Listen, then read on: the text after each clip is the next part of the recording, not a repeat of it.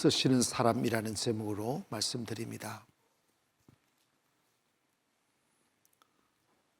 본문의 말씀의 배경은 모세가 이스라엘 백성들을 이끌어갈 때 많은 사람들이 광야에서 불편한 삶이다 보니까 소소하고 잡다한 사건들이 많이 일어났습니다. 그러다 보니 모든 그 소소한 사건들을 다 모세에게 가져와서 판단을 구하는 거예요. 그러다 보니까 뜻하지 않게 모세가 하루 종일 재판석에 앉아서 사람들의 시시비비를 가리워 주는 모습을 장인 이도로가 보게 됐습니다. 그래서 이도로의 생각에 모세가 지금 저 자리에만 항상 앉아 있을 게 아니라 하나님 앞에 무릎 꿇고 더 큰 집단을 이끌고 큰 일을 결정하고 더 중요한 일들이 많은데 사사로운 일들에 저렇게 하루 종일 붙들려 있으면 이 이스라엘 백성들을 온전히 하나님이 이끌어가는 그 길로 이끌어갈 수 없겠다는 생각이 들어서 장인 이도로가 모세에게 충고를 했습니다. 이렇게 사소한 일로 인하여 다 당신 네가 몸이 그렇게 묶여 있으면 아무것도 못하니 백성들 중에서 지도자를 뽑아가지고 사소한 일들은 그 지도자들이 해결하게 하고 너는 큰 대의적인 일과 큰 일들을 이끌어 가도록 해라. 그래야 이 이스라엘 백성들이 무사히 가나안에 도착하지 않겠는가 하는 충언을 했어요. 그때 모세가 그 장인의 제안을 받아들여서 장인의 제안대로 각 지파에서 수령들과 두령들을 이렇게 쭉 보면서 지도자감 밑에 사람 중에서 어떤 사람은 1000부장으로 세우고 어떤 사람은 100부장으로 세우고 50부장으로 세우고 10부장으로 세워서 그런 자질구리한 일들은 그들로 하여금 판단케 하고 다스리도록 해결해 가며 모세는 하나님의 영도를 받아 하나님의 뜻을 따라 큰 길을 걸어서 그 많은 남정네들만 60만이 되고 약 200~300만이 되는 그 사람들을 그 광야길을 이끌어가게 되었다는 것입니다. 군대 가보면 다 군인이라는 통칭이 있습니다. 하지만 내부적으로 들어가 보면 장군이 있고 부대장이 있고 참모가 있고 각 병과가 나누어져 있어요. 소총수도 있고 보병도 있고 뭐 전령도 있고 포대도 있고 미사일 부대도 있고 사이버 부대도 요즘 또 생겨나고 그런데 그 조직을 이끌어감에 있어서 사람들이 다 계급이 달라요. 그래서 주의관의 계급을 주고 사병은 사병의 계급을 주어서 그 명령 체계를 따라서 자기에게 맡은 바 역할을 잘 감당함으로 부대가 유연하게 이끌어 가실 수 있도록 만들어 놓았습니다. 군대는 철저히 명령 체계로 되어 있죠. 근데 그 명령이 먹히려면 중요한 것은 위에 있는 권세 앞에 순종해야 돼요. 근데 군대법이 참 무서운 게 명령에 불복종하면 무조건 영창 가요. 그래서 군대의 용어 중에 이런 게 있어요.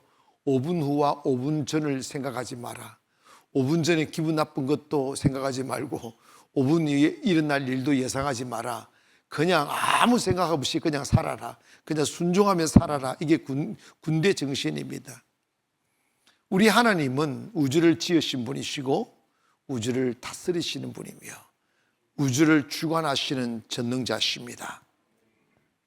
때문에 하나님께서는 각자를 보시고 개인적 통치와 우주적 통치가 있는데 모든 우주를 통치함과 동시에 여러분의 삶의 일거수일투족을 하나님은 다 보고 계시고 알고 계십니다. 여러분의 눈물도 알고 계시고 탄식도 알고 계시고 여러분의 가슴에 스며드는 기쁨도 알고 계시고 하나님은 다 알고 계십니다.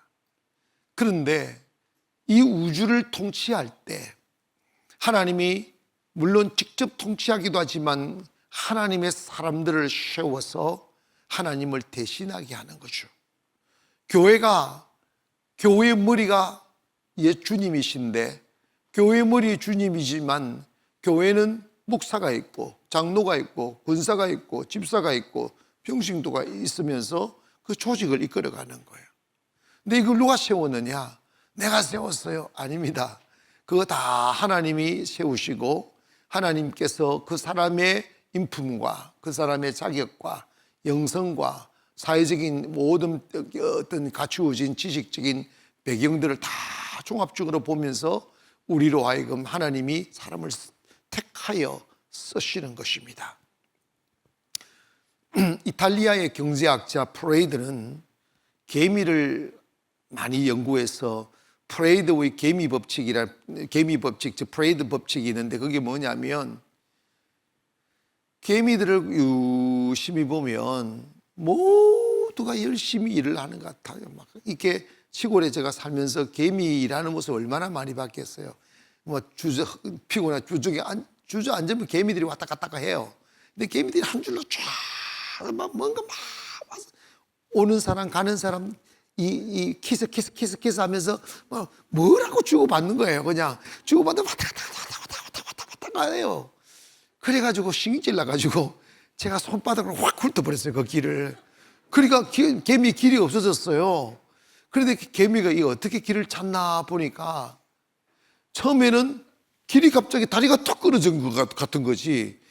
조그만 좀 얘기도 막 기어오르기 힘들잖아요. 그런데 쑥 길을 끊어보니까 처음에는 막 이리 갔다가 위에서 이리 갔다 밑에서 이리 갔다 막 하더니 한 마리가 용기 있는 개미가 한 마리가 끊어진 다리 위를 뛰어드는 거예요. 그래서 내가 그 위로 오더니 그랬더니 저 위에서 내려오는 거 밑에서 내려오는 거가 마주 오라고 그러니까 마주치더라고. 마주치더니 다시 길을 열어 쫙 또 가대. 그런데 우리가 볼 때 개미들이 전부 다 그렇게 열심히 일을 하는 것 같아도 프레이드에 의하면 개미 집단 중에 열심히 일을 하는 개미들은 15 내지 20%밖에 안 되더란다. 80%는 그냥 먹고 살더래. 놀고 먹고 살고 뭐 물론 일들하게 자기 역할 쉬운 일들 뭐 집안에서 논다든지 뭐 지킨다든지 그런데 거의 한 15 내지 20%만 열심히 먹을 걸 왔다 가지고 막 왔다 갔다 그러더라는 거예요. 제가 이것을 소개하는 것은 우리 교회 부흥을 위해서 교회 성장학을 공부해 보면 그러면 교회라는 조직이 이끌어질 때 이게 일하시며 어려움이 있을 때 십자가 지고 헌신하고 기도하고 헌물 드리고 정말 주님 앞에 온몸 다 바쳐 헌신하며 충성하는 사람은 10 내지 20%도 안 된다는 거예요. 그러면 80%는 뭐 하느냐? 먹고 논다는 거예요. 나는 20%에 속할까? 80%에 속할까? 그건 알아서 판단하시길 바랍니다. 그런데 아닌가 다를까? 교회의 구성 요소로 피라미드형을 하고 있더란다. 올라갈수록 일하는 사람이 적더라는 거죠. 올라갈수록 일하는 사람이 적더라는 거예요. 경제적 관점에서 보면 이것은 일반 사회 현상이라고 말할 수 있겠지만 교회라는 것은 이익을 창출하기 위하여 존재하는 것이 아니라 교회 나오시는 것은 영혼이 구원받아 하늘나라 가는 것이죠. 이 때문에 우리는 세상의 구조를 벗어나서 이 거꾸로 피라미드를 뒤엎어야 돼요. 올라갈수록 일하는 사람들이 많아지는 교회, 노는 사람이 적어지고 일하는 사람이 많아지는 교회가 건강한 교회요, 영적인 교회겠죠. 그래서 정말 여러분은 이런 생각해야 돼요. 나 아니면, 나 안 해도 누군가, 아이고 가난하게 일하는 사람 많아, 충성된 사람이 얼마나 많은데 그렇게 생각할 수 있지. 그런데 여러분 봐봐요. 교회 와서 충성 안 하고 일 안 하고 천국 갈 수 있어요? 주님 사랑하지 않고 천국 갈 수 있냐고요. 천국 가기 위해 교회 오는 거예요. 하나님 앞에 충성하기 위해서 오는 거죠. 이해가시면 아멘. 말이 나온 김에 교회 보면요, 가능하면 여러분의 리더들과 각 부서의 부장들과 격지지 말기를 바랍니다. 그리고 목사와도 싸우지 마셔. 인간이 감정적인 동물이라서 사람과 관계가 틀어져 버리면 충성을 안 해. 충성 안 하면 안 하면 안 하지, 이것으로 끝난다면 누가 뭐래요. 문제는 영적인 손해를 보기 때문에 그렇습니다. 바울은 인본주의에 취해서 세속의 물결이 막 들어와 적당하게 교회 다니며 충성하지 않고 교회만 다니려 하는 고린도 교회 성도들을 향하여 누가 너희들에게 부활이 없다고 가르치더냐. 예수 그리스도의 부활은 부활의 첫 열매다. 나는 부활하신 주님을 만났다. 우리는 분명히 부활이 있다. 그러므로 형제들아, 더 열심히 충성해라.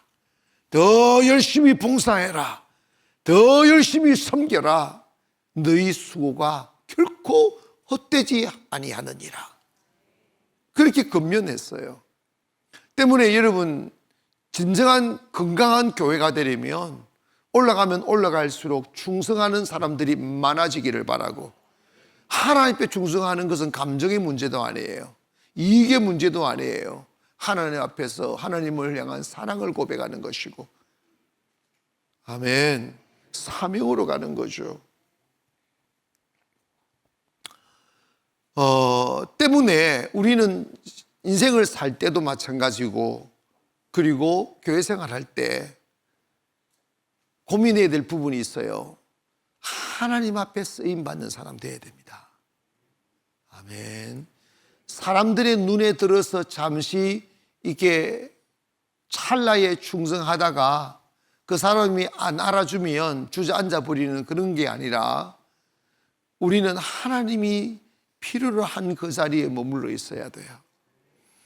그런데 사울 왕이 타락한 후에 하나님이 제2대 이스라엘 왕을 세울 때 이새의 아들들 중에서 왕을 세우려 했잖아요. 그런데 아버지 이새가 자기 아들들을 다 불러들였어요. 그리고 사무엘 보고 택하라고 그랬습니다. 그런데 이새는 다윗을 부르지 않았어요. 왜냐하면 아버지가 볼 때도 다윗은 아무리 봐도 왕감이 아닌 거야. 덩치도 작지, 보잘것도 없지, 나이도 어리지, 경험도 없지. 아버지의 생각 속에는 다윗은 왕이라는 개념 자체가 없었어요. 그러니까 아들들 불렀겠는데 다윗은 안 불러버렸어요. 그런데 외적으로 다 덩치도 크고 싸움도 잘하고 용기도 있고 남자다운 아들들 축축축 보여주는데, 기도만 하면 하나님이 아니라는 거지. 그래서 7 아들 다 보아도 아니다고 하니까 이제 아들이 없냐고 했더니 이실직고를 하는 거예요. 사실 일궁처럼 하면서 사람답지 않은 왕감도 아닌 것 같아서 부르지도 않았다는 식으로 말하면서 데리고 오라고 하는 거예요. 그랬더니 여러분, 다윗을 탁 데리고 왔더니 하나님이 사무엘을 통해서 뭐라고 말씀하느냐면, 저는 내 마음에 합한 자다. 제가 내 뜻을 이루리로다. 이럽니다. 그러면서 사람은 외모를 보거니와 하나님은 중심을 보신다. 다윗이 하늘 앞에 쓰임받은 뜻이 뭐겠어요? 다윗은 누구의 도움 없이 그 거친 들녘에서 양들을 먹여갈 때 경쟁자인 다른 힘 있는 목자들과 풀을 놓고 싸우고 물을 놓고 싸우고 짐승들과 야생 동물들과 매일 싸우며 살아온 그 거칠고 두렵고 목숨이 왔다 갔다 하는 위험에 내몰리고 했던 숱한 시간들이 다윗을 연걸게 만든 거예요. 왜냐하면 한순간도 하나님이 도와주시지 아니하면 살아갈 수 없는 그 거친 광야, 그리고 사자나 맹수들이 다가와 자기의 양을 잡아먹으려 할 때마다 다윗은 자신의 몸을 던져 하나님이 주시는 힘으로 사자의 입을 찢었다잖아요. 그러한 반복되는 영적 그리고 하나님의 경이로운 도움을 통하여 하나님 절대 신뢰하는 마음, 하나님 의지하는 마음, 내가 비록 작은 몸뚱아리로 많은 나보다 더 강한 목자들과 짐승들 속에서 살아남으려면 하나님이 나를 도와주시면 된다는 그 믿음이 탁 들은 거죠. 여러분, 왕이 되기 전에 다윗이 골리앗을 죽였던 그 이야기를 한번 보십시오. 골리앗이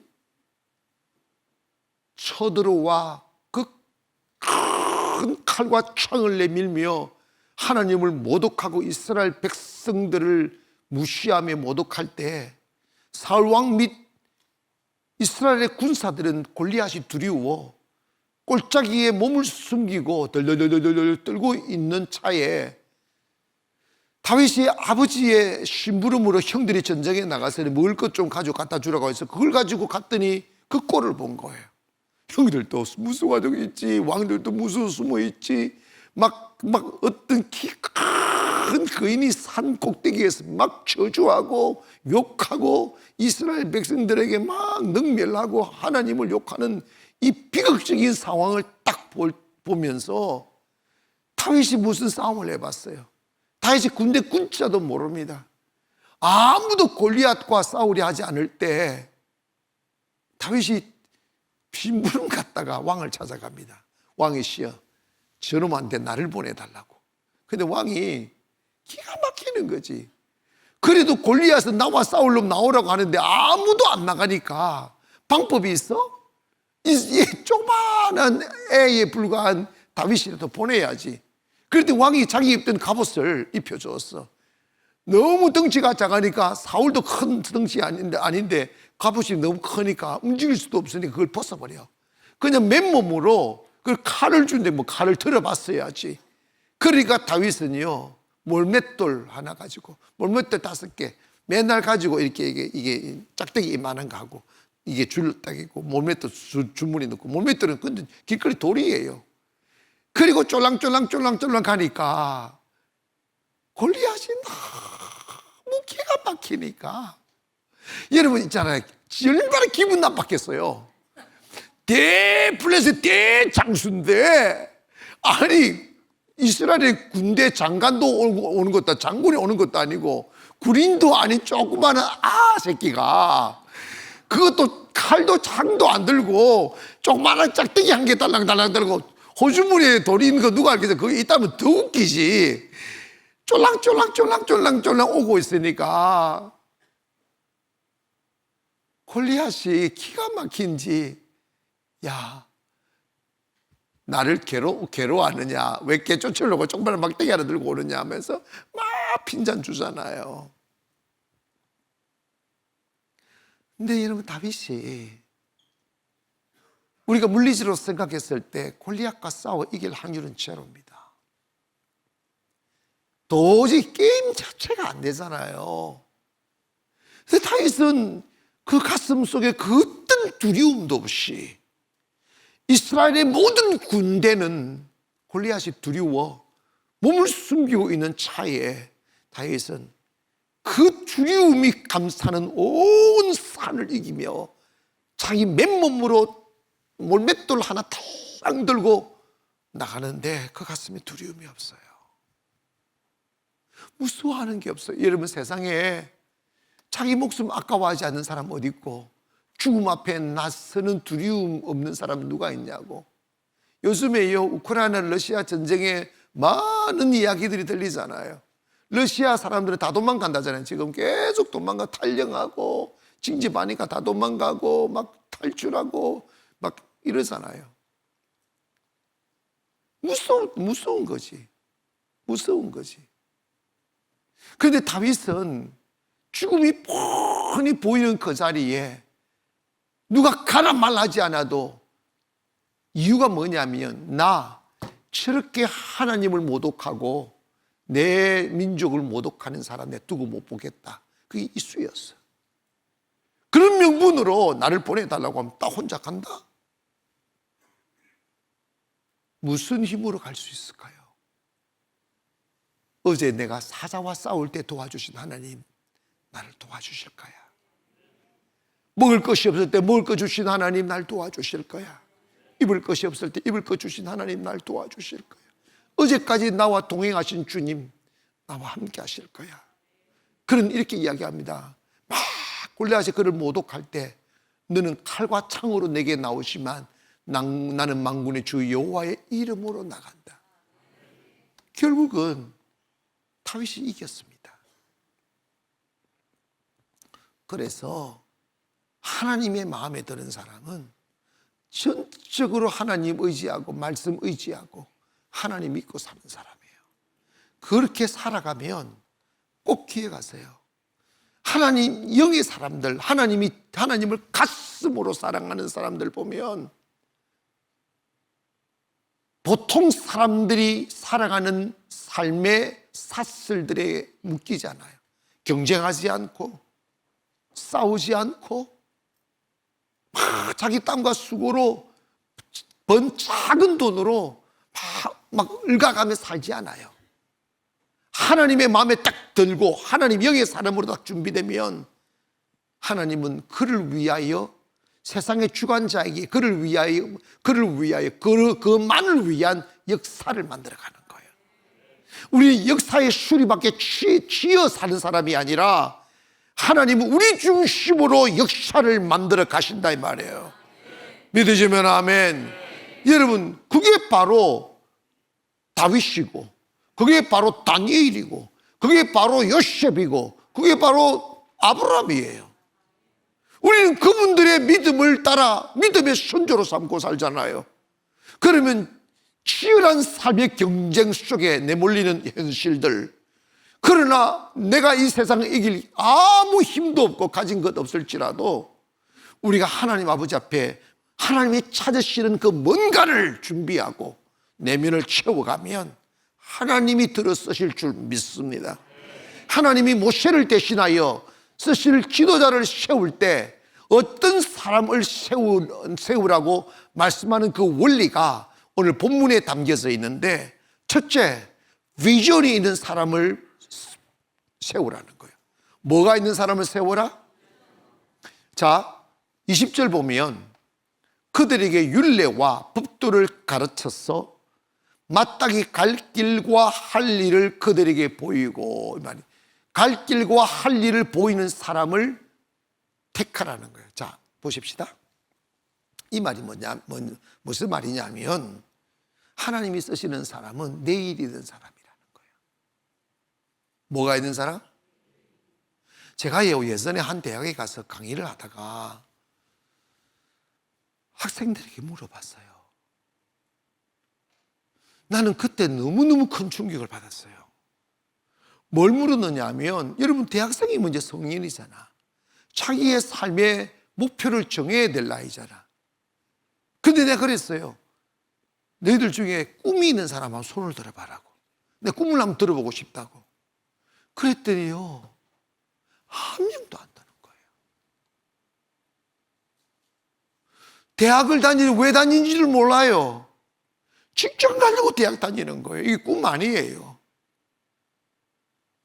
그 사람들은 그렇게 졸업해서 세상 나가면 또다시 그냥 수레바퀴 속에 하나 부품으로 끼어들어서 그냥 돌려가고 인생을 돌아가며 사는 인생이에요.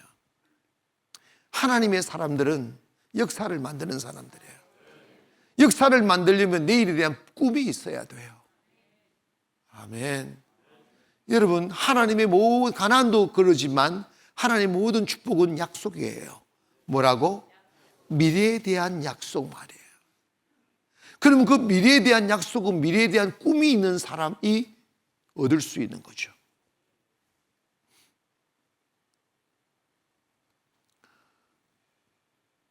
요즘 가나안으로 가는 길이라는 제목으로 50일의 길을 하는 중이라 가나안이라는 이야기를 많이 하고 있는데, 여러분, 모세가 40년의 여정을 거의 끝내고 바란이라는 광야에서 더 섰어요. 저 앞에 가나안이 보여요. 27km를 앞에 두고 27km 앞에 있는 가나안을 보고 꿈에도 그리는 가나안 땅을 봤어요. 근데 하나님이 모세야, 너는 이까지야. 너는 지금까지 백성들을 이끌어오면서 너무나 많은 전쟁을 치르고 너무나 많은 사람을 죽였기 때문에 너는 저곳에 들어갈 수 없어. 정말 슬픈 이야기죠. 이건 천국 못 가느냐의 이야기가 아니에요.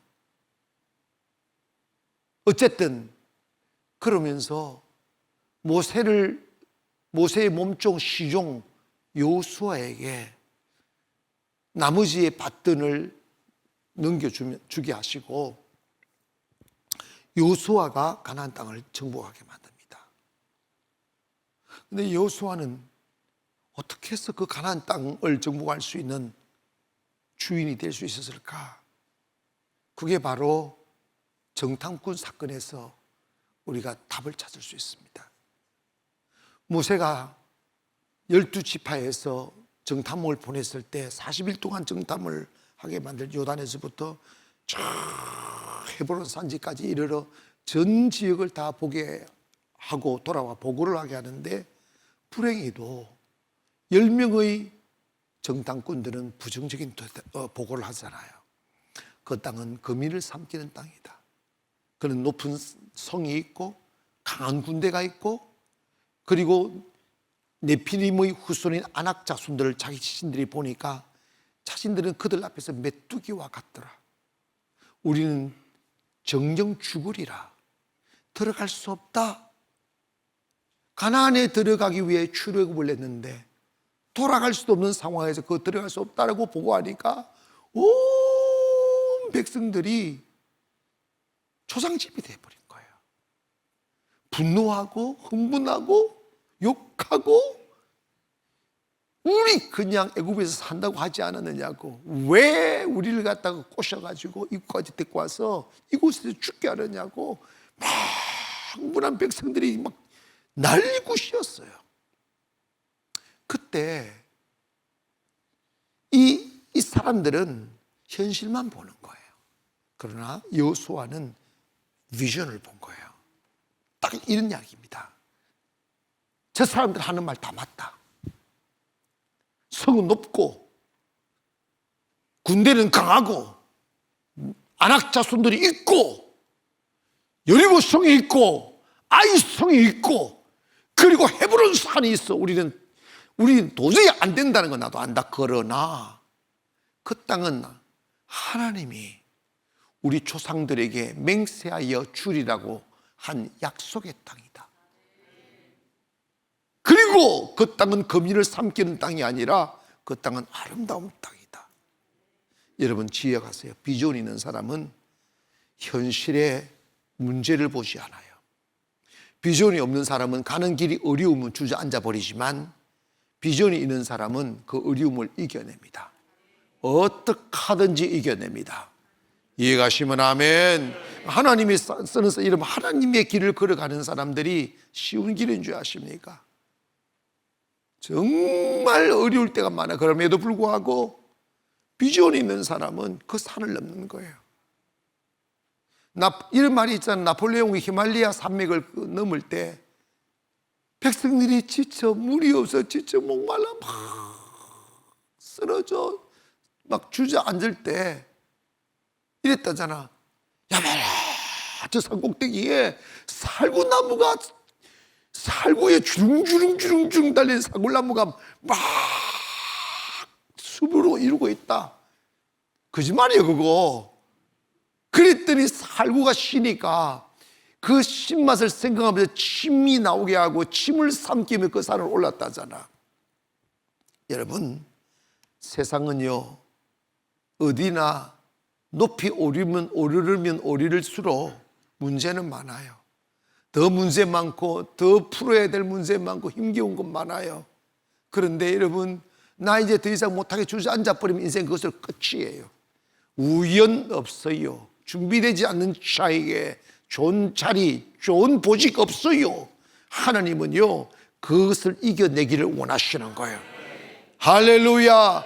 내 머리로 이겨내면 안 된다고요. 그때 엎드려야 돼요. 기도하고 주의 음성 들어야 돼요. 여러분의 야망의 소리를 들으면 여러분은 망하게 돼 있어요. 하나님의 사람들은 어떤 어려움 속에도 꿈을 가지는 사람이에요. 더 아름다운 세상에 대한 꿈, 더 아름다운 삶에 대한 꿈. 여러분, 육의 이성으로 살아가는 사람들은 가난을 못 봐요. 여러분, 정탐꾼 10명이 바보였습니까? 그 부족 속에도 최고 지식이 많고 배움이 많은 두령들이라고요. 근데 그들은 세상적으로 똑똑하고 판단력 좋고 초엘리트였는데 그들은 언제나 자기 이성에 갇혀 있는 거예요. 그러니까 현실만 딱 보는 거예요. 현실을 보고 현실적인 판단만 하는, 그 뒤에 있는 하나님의 뜻을 못 보는 거예요. 그러나 여호수아와 갈렙은 꿈이 있었고 믿음이 있었기에 그 뒤에 있는 이런 겁니다. 그러나 하나님이 우리와 함께 하시면 저들은 우리의 밥입니다. 이 차이입니다. 현실은 똑같은데 하나님을 믿고 하나님을 꿈이 있는 사람은 거기에 하나님을 불러들이고 하나님을 개입시켜 하나님이 하실 것입니다, 이런 거고, 하나님 없이 이성으로 살아가는 사람은 우리 어떻게 올라가, 어떻게 정복해, 우리 못해, 이렇게 되는 거지. 여러분, 하나님이 쓰시는 사람은 믿음의 사람이에요. 믿음의 사람은 누구냐? 꿈을 가진 사람이에요. 내일에 꿈이 있어야 기도하고, 내일이 꿈이 있어야 어려움을 이기고, 내일이 꿈이 있어야 시험을 이기고, 내일이 꿈이 있어야 고통을 이기는 거예요. 그러나 내일이 꿈이 없고 편안만 추구하는 사람은 가다가 지치고 쓰러져 버려요. 그래서 사람들이 지금까지 걸어온 세월들이 아까우니까, 그리고 돌아갈 수 있는 길도 차단되었으니까 우리 여기서 죽이려고 우리 끌고 왔냐고 막 원망하는 거예요. 그런데 하나님의 뜻은 달랐잖아요.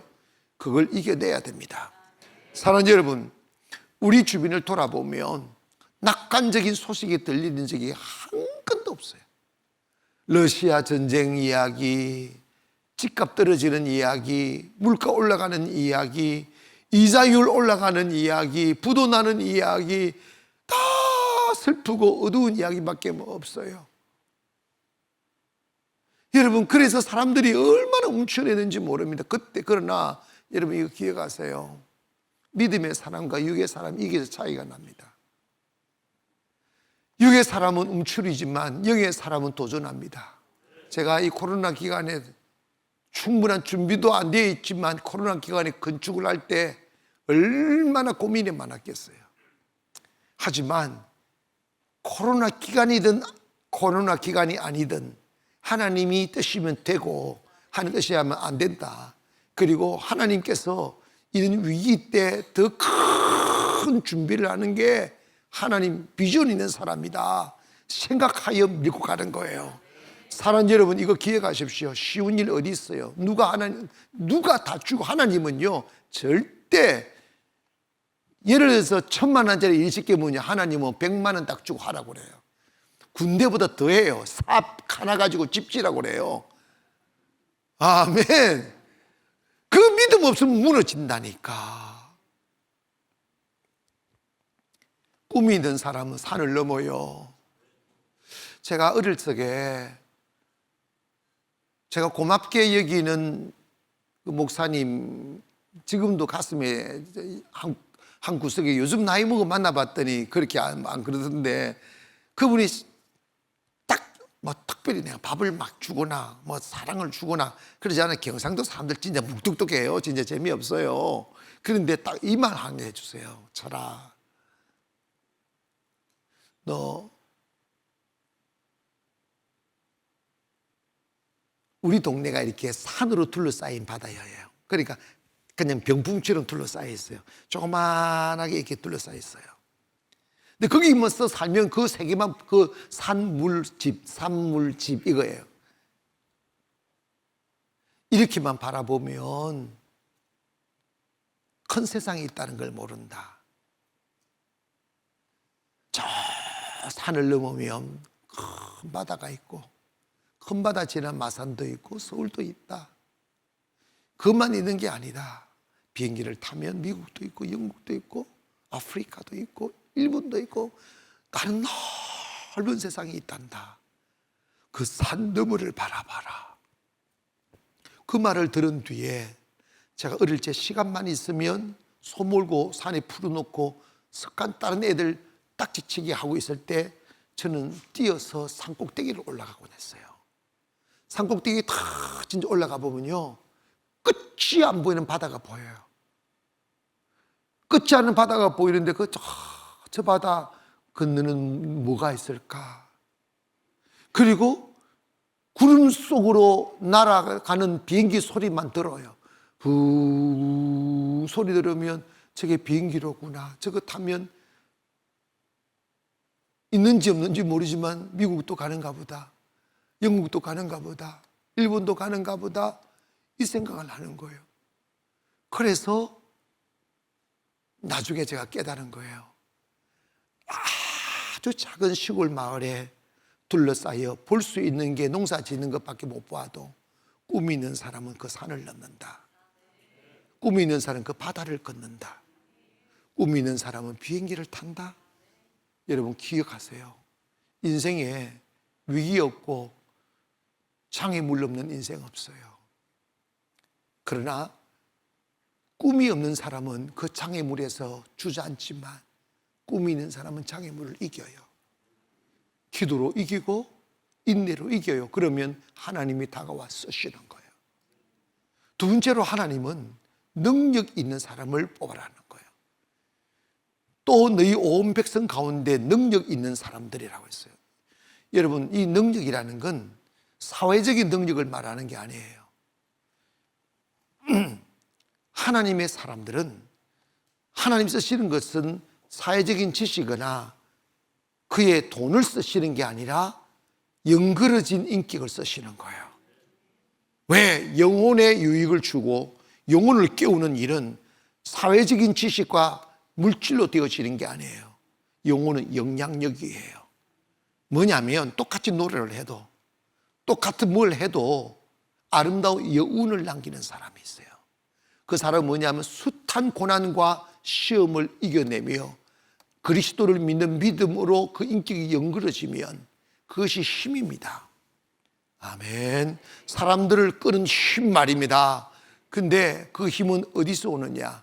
성령 안에서 옵니다. 너희가 성령을 받으면 권능을 받는다고 그랬어요. 근데 여러분, 성령을 받으려니까 그냥 받아지는 게 아니에요. 성령 받으려면 여러분이 무너져야 돼요. 자아가 깨어서야 되고 겸손해져야 되고 순종으로 무장되어야 됩니다. 그럴 때 하나님이 능력 주시는 거예요. 여러분, 모세가 이스라엘 백성들을 이끌 때 매일 문제입니다. 매일 난관입니다. 그러나 하나님이 그를 붙잡아 주셨어요. 그게 능력입니다. 그리스도인에게 있어 가장 큰 능력은 하나님이 함께 해주시는 거예요. 아멘. 그래서 성령을 받았다는 것은 하나님이 내게 임재했다. 그러니까 성령 충만하면 이상하게 모든 일이 형통해져요. 뭘 해도 형통해진다. 해보시라니까. 내가 하려고 하니까 머리가 깨지는 거지. 내가 하려고 하니까 짜증나는 거지. 내가 하려고 하니까 막 지금 되니 안 되니 하니 안 하니 이런 이야기 나오는 거예요. 여러분, 성령의 도움 없이는요, 죄송한데 여러분 개인의 인생, 여러분 자신의 인생도 경영하기 어려워. 산이 중요하잖아요, 진짜로. 그런데 내 자신도 하나 못 지켜내요. 비틀거리는 사람이 누구를 세우고 누구를 이끌어 갑니까? 근데 여러분, 일이 자꾸 이렇게 올라가면 올라갈수록 부담이 많고, 올라가면 갈수록 신경 써야 될 게 많고, 짐을 쳐야 될 게 많은데, 그거 준비되지 않고 단련받지 않고 거기 올라가면 금방 무너지는 거지. 그러니까 여러분 능력 받기를 원합니다. 능력은 단련으로 오는 거예요. 공부도 처음부터 공부 잘하는 사람 어디 있어? 근데 저는요 요즘 이런 생각을 많이 해요. 참 우리나라 교육에 진짜 문제인 게, 하나님께서 인간을 만들 때 각자의 은사를 주셔 만들어졌어요. 어떤 사람은 음악 잘하고, 어떤 사람은 노는 거 잘하고, 어떤 축구 잘 차고. 그런데 여러분 봐봐요. 그런데 우리나라는 그냥 한 틀에다가 딱 집어넣어가지고 다 빠져나오라고 그럽니다. 그러니까 다 헛고생을 하는 거야. 저는 이런 생각이에요. 앞으로의 선진국, 앞으로의 시대는 자기가 잘하는 거 잘하면 된다.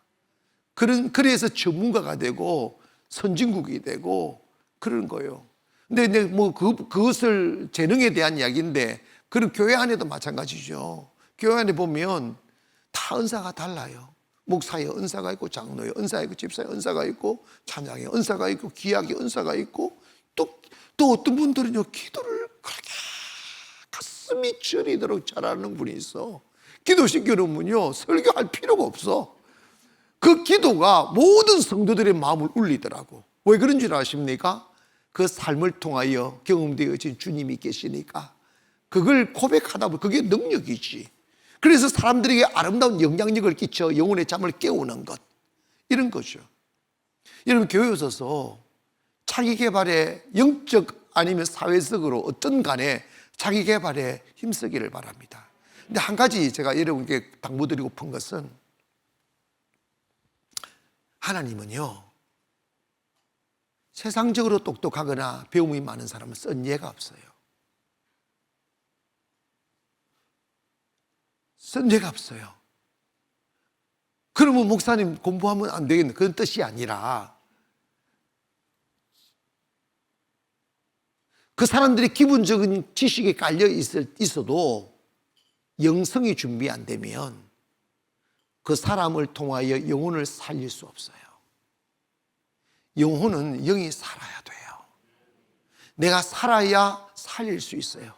공부하지 말라는 말이 아니라 내 영혼부터 살고 지식이 있어야지.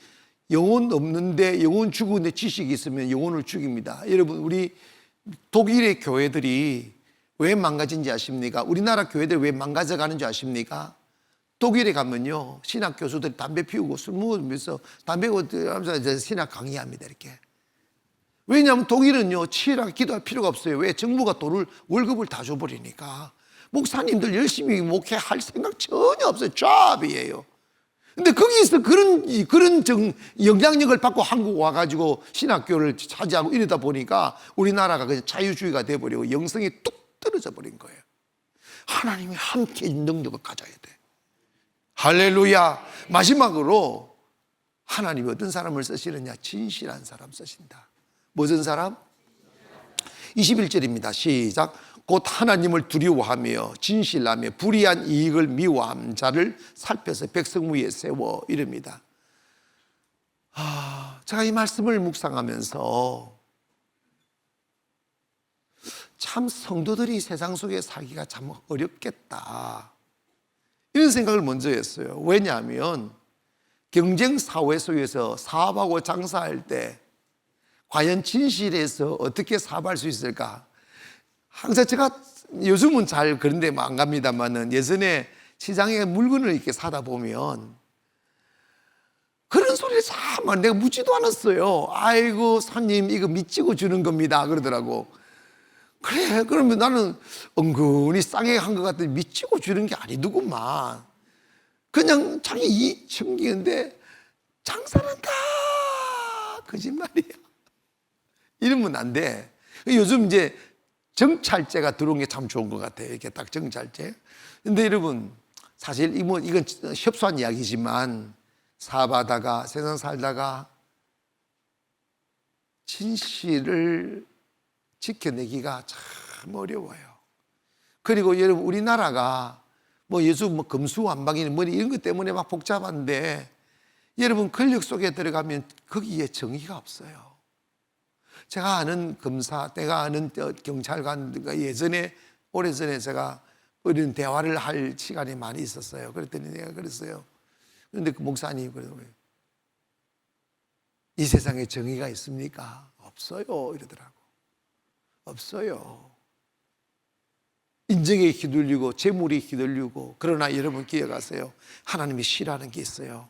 기울이진 저울이에요. 예수 믿는 사람들은 하나님의 축복으로 살아요. 이미 되지만 아멘. 하나님의 은혜로 살아요. 정직하게 살기를 바랍니다. 아멘. 정직하게 살아야 돼요. 그러면 하나님 보상합니다. 즉 뭐냐면, 사람의 도움으로 살려 하는 사람은 아부하고 사람의 도움으로 사는 사람은 괴략을 부립니다. 그러나 하나님의 은혜로 살려 하는 사람은 정직할 수 있어요. 내가 먹고 살고 죽고 사는 것이 하나님의 손에 달렸다고 믿으면 우리 정직하게 할 수 있어요. 나 저 사람 잃어버리도 하는 새 사람 주실 거야. 그래서 불의한 재물을 탐하면 안 됩니다. 이해가시면 아멘. 그래서 우리가 믿음으로 살고 하나님 앞에 정직하게 살고, 무슨 판단을 할 때, 무슨 결정을 할 때 이것이 내게 이익일까를 생각하기 위해서는 이것이 하나님의 뜻에 부합하는가 고민하기를 주의 이름으로 축원합니다. 그래서 여러분 있잖아요. 내가 세상을 잃어버려도 하나님을 얻으려는 노력, 그래서 하나님은 정직한 자의 편이시라는 거죠. 그래서 여러분, 우리가 일생을 살아가면서 그냥 존재감 없이 그냥 흘러내리는 강물이 흐르는 낙엽처럼 그렇게 떠내려갈 게 아니라, 이 시대에 하나님의 눈길에 딱 여러분이 딱 정조중되어서 하나님 여러분 불러 쓰시는 사람 되기를 원하고, 하나님이 귀하게 여기는 사람 되기를 원합니다. 그럴 때 여러분의 인생도 보람되고 가치 있는 삶 살아 많은 사람들에게 아름다운 영향력 끼치고 하나님의 나라 세우는 데 임하지 할 줄 믿습니다. 기도하겠습니다.